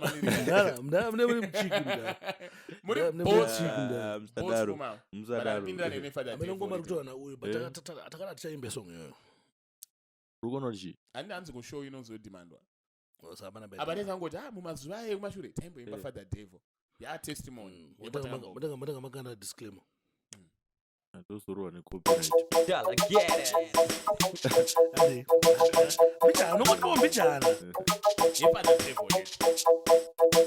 mitelodies vamwe vese ngavatevera singade ngaarekere sanike soka betrek rava ndibhejere timu yangu aityise usaterere ndefone number dzasatani nharo ndimufonere ini handizvifonere vondibvunza rasta dzakati kwechere hola musaite noise mese kuti gwendere hello Father Devil muri sei kuno bo ameno muri sei ndine short conversation nemi mudhara mbiri yenyu ndakainzwa kubva kudhara munongo jamba kunge jara moda kuzviita munhu wakangwara ndiri kuda kuzokuona itikagaragara maybe ngave mafriends tikagaragara wakatiza nengirozi as a resident wakinayo scheme ndotofila kunge president kwete zviya zveby accident I can promise but handina evidence kuchechi unodzingwa Holy Ghost fire kana usipo zvinhu zvinofaya demon kuchechi vanodhaya zvobva zvanzi the devil is a liar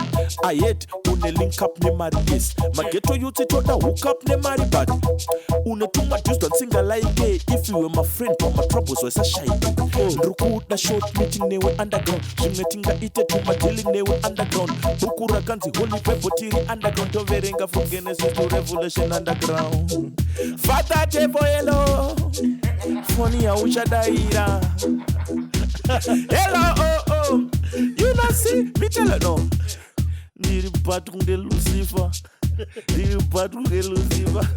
16 aja 16 Mr. Seguro mako again. Ukana mapindira kaita puma akatopindira kuti bad mind. But what's that? Nditera hello Father Devil muchimba. I realized that they had a wrong perspective to the song. Vanhu ndofunga vangu hello Father Devil muri sei. Avana unzwa Father Devil vaitotsurwa. Chakaitika nje kuti supata kuti Father Devil adina kuzijaira. Wakabva wapozera ipapo. Tangu kuti Father Devil plus video yacho baba ite kukisa. Kongo mwe hello. Ndero. Aiwa abana kati kuti tikafuke chi. Wati ndiri kwe baking zoti kuti. Apona chi video yacho yakanga ngenge murima zo waise. Ndati vakaita song iri cinematic. That was better art here. Anyway, from now mangoma mada kuenda nawo kopi. This is now 2024. It's now different from 2014 but tiri munenge tichirova tiri muchillspot from now mangoma ari kuenda uko. Dance time. Yeah, man. What is it? Taura ndakadzikama. Voice rakashushura. Mangoma akuenda kunonzi ku dance time. Right. Saka vanhu vanofana kugara vangopfeka maseat belt. Bozi ukaita zvekutamba unobheuka ukabuda nepawindo. Ukasarira ipapo. But dance ichiramba ichita sei? Ichifamba. Ichienda. Kanidzokorere mashoko angu 21 December ndipei anyone ari muleague rangu. I am ready because it's now dance what? But muleague menyu muna nani? Dance time. Wamada ndimunoziva kuti Puma kutomisa papi. Alright. Getimbo tombo kurongera isusu league rako ndika. Zigo, my league mawindi yani. Tinotanga matogara mutori na Bazooker na Enzo. Then tada manyowani. Muna Uncle Eberton as well. Muna win the president. Muna ndani mwe mwono food. Wangwaja ito apana. Muna Kina. Muna blood. Muna silent killer. Silent killer anokwazo msamda. Ndo fair. Anokwazo nini? Aiwa akana iye anogona kufa futu. Ngwere munomirero. Muzoti zvinoitika mudhanzi manje. 2018 2019 ainetsa pano mama munhu redeem rakangoplayiwa zvakanzi ndakuisa vapfana vangu anditi right Bazooker uya Bazooker apinda ruva ndine mabhebhi mira apa Enzo uya mira apa Pumacol uya mira apa Uncle Eberton pop 10 but ndakuisa munhu asiri muleague iri natiwo uya aimba bhumshilele mira apa Fantan vangotora mic from Norway. Serious thing. Bazooker versus Enzo. Right. Tiri pa stage apana rupoziya zvikuitika.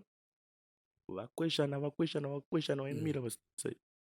Master Edge versus Uncle Eberton ene motasa pa YouTube video iro riripo. Alright. Vakweshana. Ina ndisuda kukuudzai answer. Pakazonzi Pumacol versus Nati-O.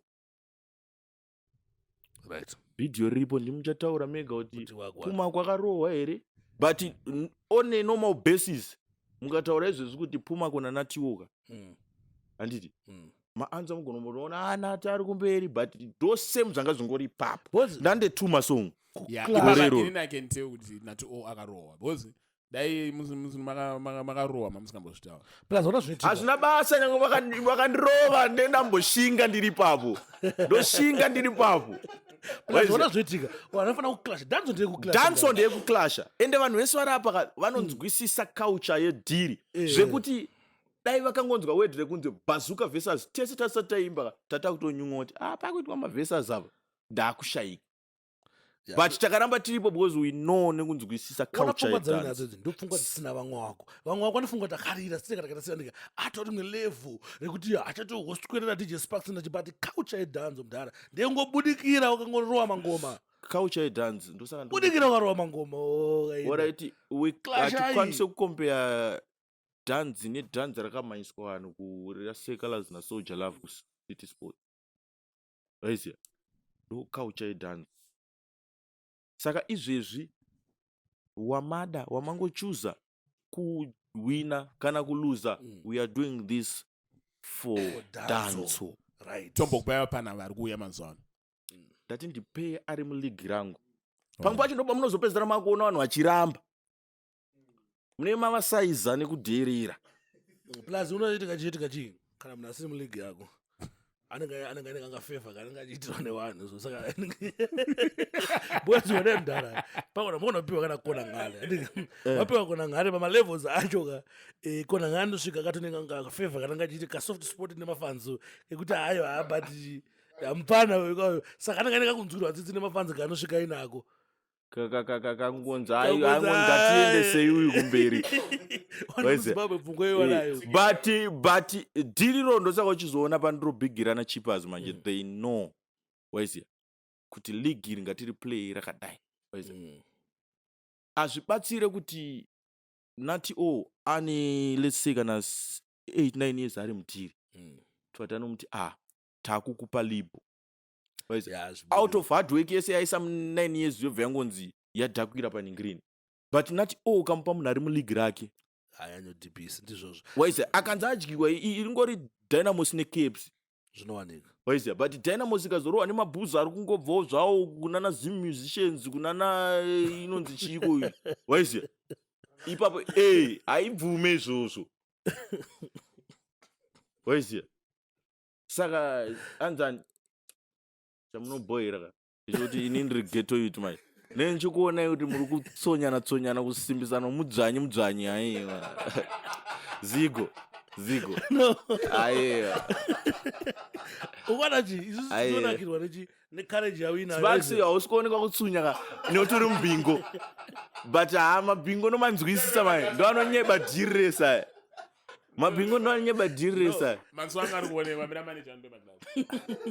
zigo wagara unetsiye hombe pauchangotsonya dzichabuda nepamusoro hapana nidhe mabingo apo ingogara ukadaro wozidatokuona mabingo achabvarohwa manje aya anenge abvaona madedidwa apfeka hwabada swabada yababa uri pamuraba dada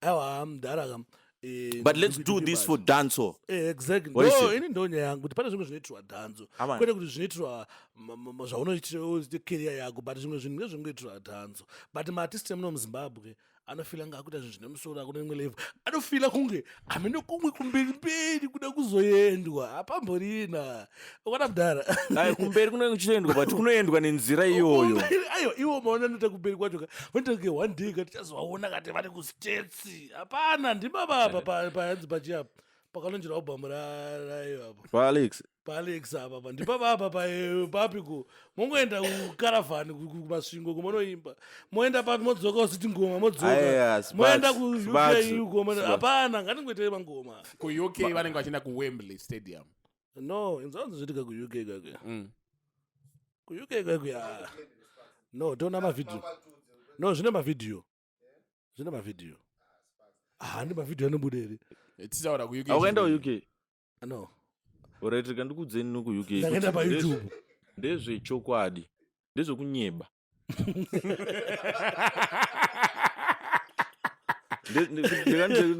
kuuk ndezvekunyeba kuti anoda tsaza mulungu unomulaza iye tsaza yadika amurungu haadi tsaza anoda kuti mapounds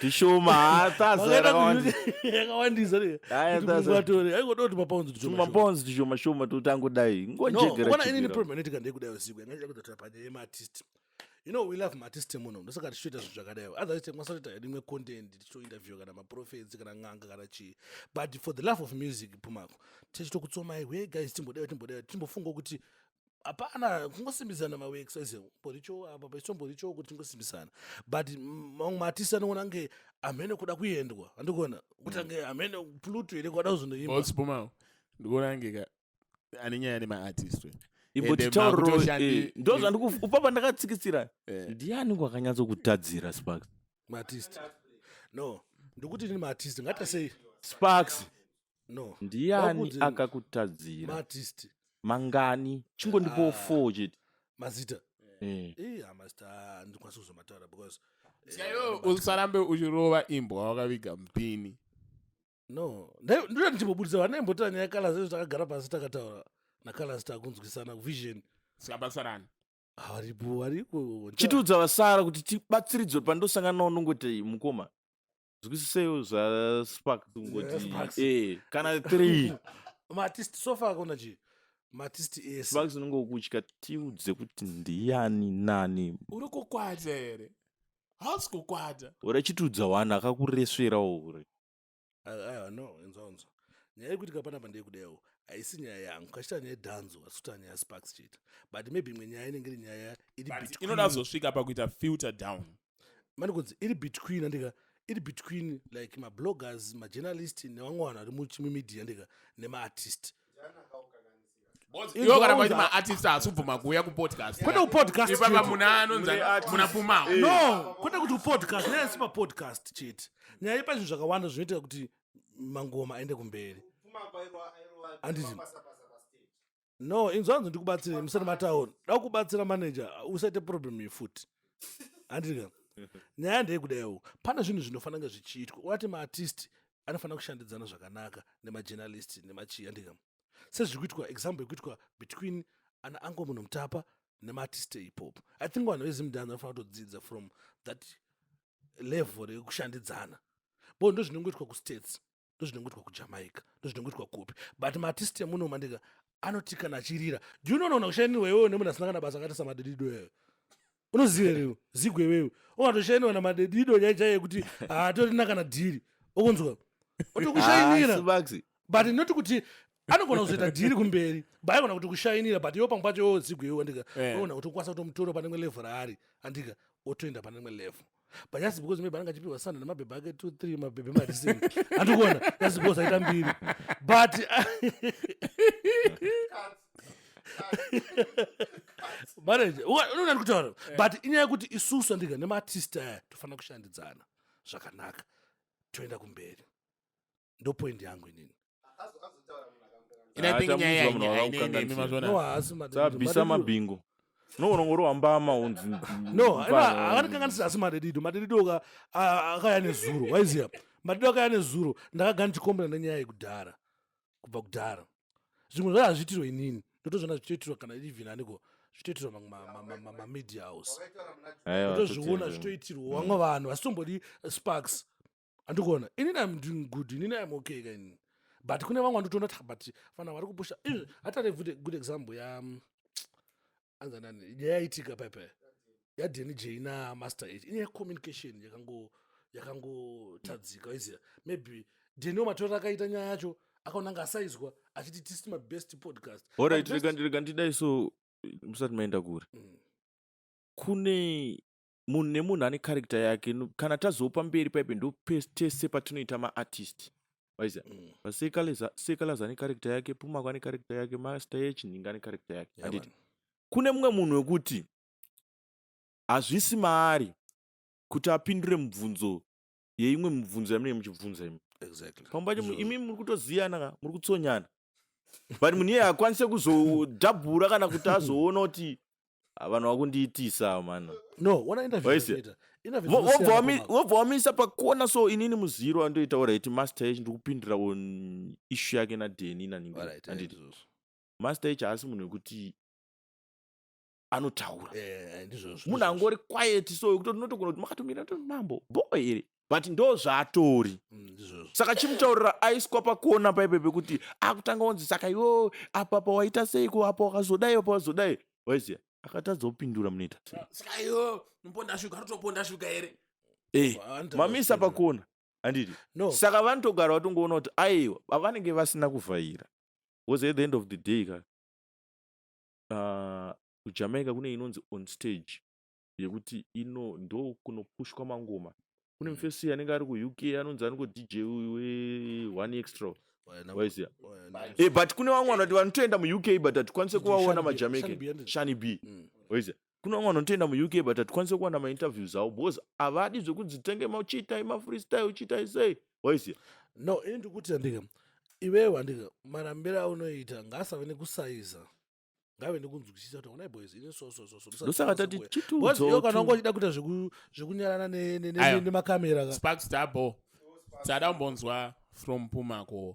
Zvaunoona zviri kuitwa nemedia fraternity. Zvekuti mimi sema artist, ma celebrity machim not media yedu ikaita so and so and so. Zvinoita kuti entertainment yedu iende to the next stage. Kana mutaura media mutaura zvokuti kana mabloggers ichi zvoitika manje izvo media ndiri mablogger majournalist exhibc nekuradio vese vafanana because they are shaping a what a narrative. Sikatongotaura vematoudza vese anapatisani munhu wese ari kuita ana hatipere vaya vamamedia ana zim celebs ana Punchstar everyone. Alright, chiri kuitika mazuva ano ndechekuti kashoma kuona pari kunzi pari kufambiswa news dzisiri dzechokwadi. Waiziya ini handa problem nevanhu vayo vemedia because handisi munhu wemadhirama kana munhu wenyaya kana munhu wekuita sei. Waiziya ngori munhu wemafotoshoot. Kuite mafotoshoot ndiri munhu wemangoma wedhanzo. Man yozizile munhu wemangoma Mafotoshoot ndapi kuzi photoshoot David Isaac. Alright, ndiri munhu wemangoma. Waiziya don't mind him. Saka muitikiro wandinoita dhiri rangu ini ndewekuti nyange ndikaburitsa song yangu. Waiziya zvinenge zvingoenda zvakadara mukomana nenyu song mukomana nenyu. Waiziya handina anything wrong chekuti ndikati chiri kutadzisa dhiri rangu kuenda kumberi. Waiziya vanhu ngavangoenda zvangu vachingoita zvichitongoenda zvakadaro. Problem yandada kutoita nayo manje ndeyenyu anenge ana zigo. Uri moda kuisa vanhu mashoko mukanwa munzwa kuti vari kuti chii. Yeah, ipapo I think zigo anofana kuwana rubatsiro. Aiwa Sparks ndofunga wauninzwisisa. Wauninzwisisa. boss Pumacol. Zigo iwo uri padhuze. Zigo njamurova.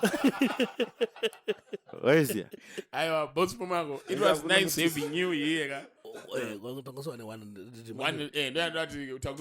It was nice having you here, but we like you. We like your music and we like your tenacity, your consistency and your perseverance. Makaramba muchibata zimdanzo kuti ati vamwe vachiti takuimba hip hop vachivatidzidza ndewe zimdanzo voenda ku hip hop, but makaramba makaita being faithful to a culture. Because zimdanzo is more than a genre, a culture. Samati mati pa 21 munditsvagirani. Tikutsvagire ipapo. Ndaona panobuda interview iyi. Unomuona wakwana yaita kutoda musoro wako. Ndotenda. Tikutsvagira iwe level renyu. Handiti. Saka music inowanika pa YouTube handiti. Makushandisa ma YouTube channel wenyu. Yeah, music inowanika pa YouTube nepese pa media platforms. Spotify chichi wazi. Then my booking. And then my booking manje wanda ubata sekuru wamako. 0787 389 119 0787 389 Facebook page yedu yakanzi Pumacol /sekuru wamako. Pumacol /sekuru wamako. Instagram is Pumacol official. TikTok is Pumacol official. Waiziya Number ndeze management lekandeze. Number ndeze management. Right, so ngapa jeki bozo vanogona kuzodyira nasiyo. Bozi baba tone problem yakatoitika zvekuma last week apo. Nongofonerwa nemurungu wangu kuti ndipeka endorsement. Endorsement ndei nemapicture pafly. Hanzi chiko mudhara. Inga ndakapa manager wenyu mari nezuro. Utoshaya kuwagwana. Waiziya saka pamwe pacho unofanira ngo dzimwe nzenguwa data kana redhora re1 hour kungoti ungobrowser about munhu. Waiziya mapages ake number dziri kunangana nedziri uku chichichi kana chi. Waiziya mangwana usasangane nekuchema. Woziyo yaisisiri mhosva yangu ina ndiuye. Ndopanchazokavha uyu munharo wafraud. Bozo nongosina ubhuko. Ngesina ubhuko. Waiziya saka zvinongoda kungoti zvijeke zviendeke. Ndika ndiende zvangu ndichikusiyai munyasha nemungoni. Yeah. Sparks na Zigo. Ndipepepa, ndipepen, ndinyore tsamba kuna jaja even. Chekutanga ndodotenda nechipo cheupenyu wangu inini uri on course. Rise man rise anytime, shine man shine anytime. Yeah, make it anytime. Nasinda sovuma ndiri mukuru pa crime. Mundiregerere bandotadza, pazvinonyadza, pavanoganza. Pera kwefirimu inini wacho mufunge ndobva ndavafadza. Varipo vanoda kunditsvinga, vondivezera mapemba nemapanga. Kuzvima kwangu kwemutsodzi pamatama ndiko kwaita ndide kuvashinga.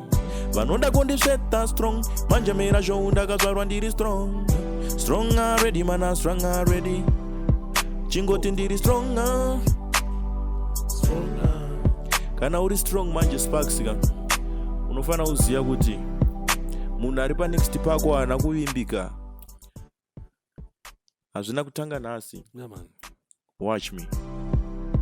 araicha tarisa zvavakazoitirwa najesu ona zvavakazonoitirawo jesu munhu nekuda kwezvinhu achinje unhu nekutaona tunhu makomborero dai waburuka mweya mutsvene dai waburuka makomborero dai waburuka mweya mutsvene kana newe dai waburuka rise mana rise anytime shine mana shine anytime make it anytime nazindazobvuma ndiri mukuru pacrime mundiregerere pandotadza pazvinonyadza pavanoganza pera kwefirimu inini wacho mufunge ndobva ndavafadza varipo vanoda kunditsvinga vondivezera mabhemba nemapanga kusvima kwangu kwemisodzi pamatama ndiko kwaita ndinde kuvashinga 16 or just 6 mancho 16 or 16 yay 16 nesurprise andifukati pajanzi pussy what vanati to rumbidza ishe pane masong ri kuya here anytime ndiyongobharaza pane masong ari kuya ene album zvakamira sei yeah isusu takazvarira kuti tibuditse masonga aiziva ticharamba chikupai masonga nekuti masong ndo amunotiziva nawo kuti tiri vekukupai masonga nemafotoshoot mafotoshoot atimire zigo asa una foni yes photoshoot ikubofamba zeni imboitauro nyaya handisi kuinzwisisa andimbope zigo nguva yekutaura yanguva yezigo itambotaura hanzaita seiko photoshoot aiwa bosi pomakaonerwa mafotoshoot ndikunyeba kunyeba photoshoot mafotoshoot chaichaiwo kuti wati munhu wemafotos aiwa kuti ivo ndo vanenge vachishuta vanhu here no ndo vanenge vachishutwa zigo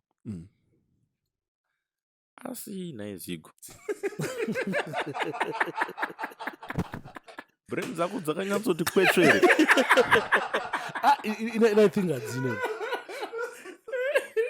inaithing hadzina atoda help nokuti interview yatone dzinenge 1 hour plus kai but papa chibvunzwa zvemangoma asi zigo akutaurawo zvephotoshop asi iyo hatina rehab here inonzi ipadhuze yekuti maybe unambotraina kana kutraina kana timusombo tiwanaumwa aiwa rehab haisi kushanda mazuva ano especially kuvanhu vanenge ana zigwa vanhu vaendawo rehab vachidzoka vachipenga vaisiya aiwa bosi pumako thank you aiwa zigo reka ndikuudze inini I'm a swag that digman vaisiya ndofana kuburitsa swag zvandinazvo vaisiya ndoratidza kuvanhu saka zvangondiratidza zigo kuti iwewe une instagram ndo zvainoda zvemaphotos vaisiya handikwanisa kunoita machallenges painstagram machallenges emavhideo ndakumaitira kutiktok vaisiya saka at the end of the day zigo uri mukoma wangu rekanova ndakudzidzisa zvinhu zvauri kuita udofo muchana